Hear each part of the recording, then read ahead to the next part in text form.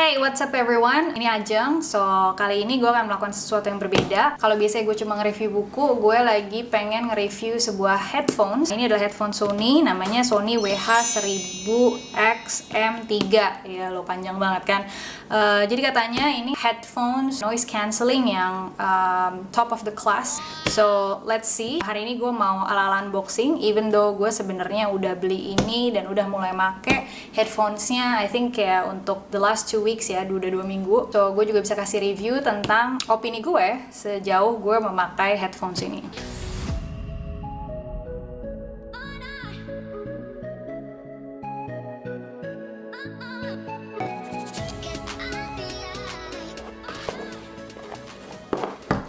Jadi di dalamnya ada case headphones. Ini kayak hard case gitu, so nyaman banget kalau kita mau traveling. Jadi nggak takut kalau headphonesnya benyek gitu ya.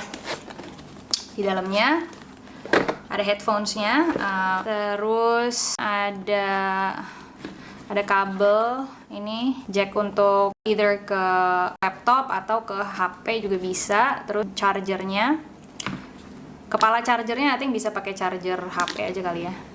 Terus ini adalah buat di pesawat kalau nggak salah.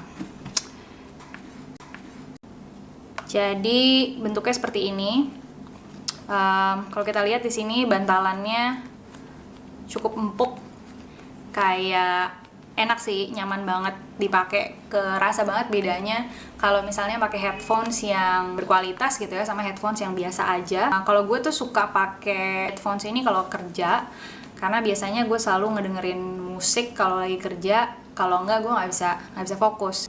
Oke, ini gue mau nunjukin di headphonesnya cuma ada 2 tombol. Tombol yang pertama adalah tombol on and off. Tombol yang kedua adalah NC atau noise cancelling sama si ambientnya.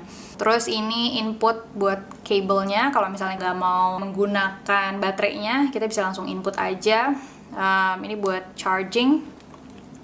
Ya, pretty simple. Terus di sini juga ada left and right as usual ya.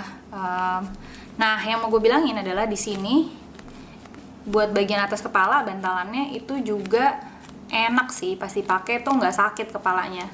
Apalagi kalau misalnya kamu pakai kacamata terus mau pakai headphones ini berjam-jam, kadang-kadang kacamata itu suka sakit di kepala. Nah, kalau misalnya ini sih enggak ya, fittingnya lumayan enak dan dia juga cukup fleksibel sih.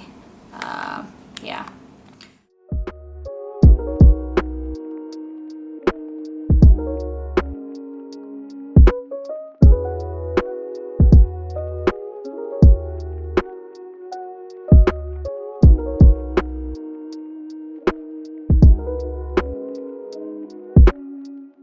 Nah, karena headphones ini nggak ada physical buttonnya, jadi kita menggunakan hand gesture untuk mengoperasikan lagunya.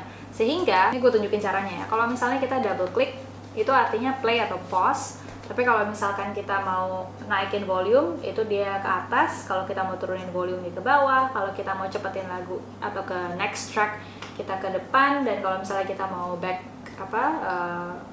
ngulang lagu yang sama atau ke lagu yang sebelumnya, kita ke belakang.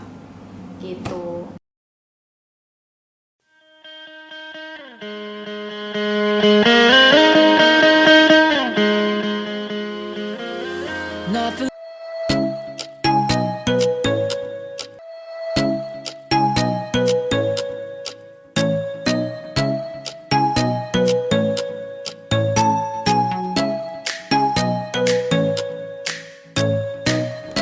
Okay, so for the best experience in using these headphones, lebih baik kalau kita download aplikasinya di Play Store.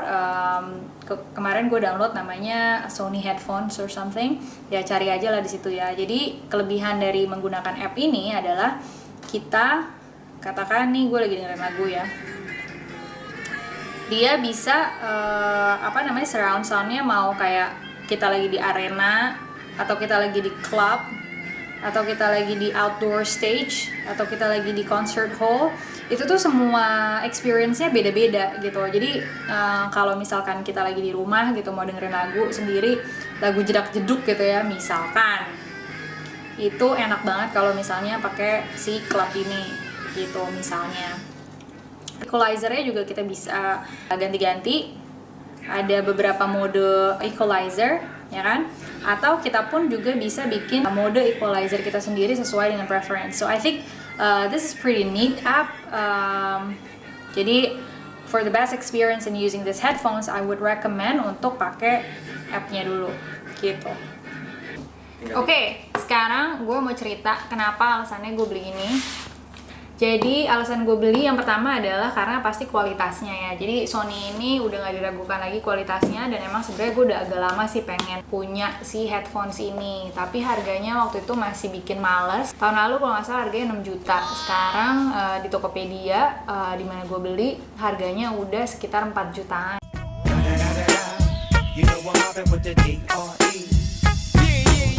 Itu alasannya kenapa gue akhirnya beli. Setelah itu adalah yang pasti karena fitur noise cancellingnya ya. Jadi noise cancelling buat gue itu cukup investment, karena buat gue tidak ada cara yang lebih baik untuk mendengarkan musik selain kalau ada noise cancellingnya. So karena itu gue akhirnya invest lah ke pembelian ini, investasi untuk jangka panjang gitu ya, karena gue yakin gue akan pakai ini untuk jangka waktu yang lama. Oke, sekarang kita langsung cobain aja ya. Nah, bentukannya seperti ini kalau misalnya gue pakai. Jadi ini di kuping tuh kayak bener-bener nge-cover pakai bantalan yang empuk itu, jadi enak sih. Dan begitu dipakai itu gue langsung kayak walaupun ini belum nyala sebenarnya, tapi maksudnya kerasa lah, taruh di kepala aja tuh udah enak gitu. Terus mungkin bantalannya bikin suara di luar tuh jadi agak mendem walaupun dia belum gue nyalain. Terus sepemakaiannya gue selama 2 minggu ini, kalau gue pakai sampai kayak 2-3 jam sih sebenarnya nggak ada masalah, tapi lebih dari itu pasti cukup panas ya, karena maksudnya apapun yang lo pakai untuk nutupin kepala lo pasti rasanya nggak nyaman dibanding sama lo nggak pakai apa-apa gitu. Tapi overall kalau dibandingin sama headphones lain ini oke lah. Oke, segitu dulu review dari gue kali ini tentang si headphone Sony WH-1000X M3. Mudah-mudahan kalau misalnya untuk kalian yang masih mikir-mikir mau beli headphones apa dan emang udah planning untuk beli headphones ini, bisa kebantu karena nonton video tadi. Segitu dulu, kita ketemu di video berikutnya. Bye!